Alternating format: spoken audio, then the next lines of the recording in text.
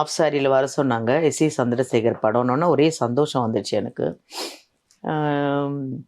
Okay பண்ணேன். அப்புறம் போய் ஆஃபீஸில் பார்த்தேன். அப்போ தான் விஜய் வர சொல்லி அவங்க அப்பா இன்ட்ரடியூஸ் பண்ணார். இவர் தான் என்னோட சன்னு விஜய்ன்னு சொல்லிட்டு.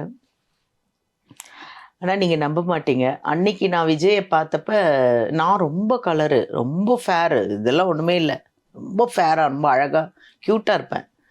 என்னடா அது நமக்கு இந்த இவன் பேரா, சரி ஏதோ ஒன்று எஸ்ஏ சந்திரசேகர் படத்தில் நடிக்கிறோம். உண்மையிலே இது வந்து பப்ளிசிட்டி ஆகும், பேசுவாங்க. பட் அதை பற்றி நான் கவலைப்படல. எனக்கு என்ன நடந்தது அதை மட்டும் நான் சொல்கிறோம்.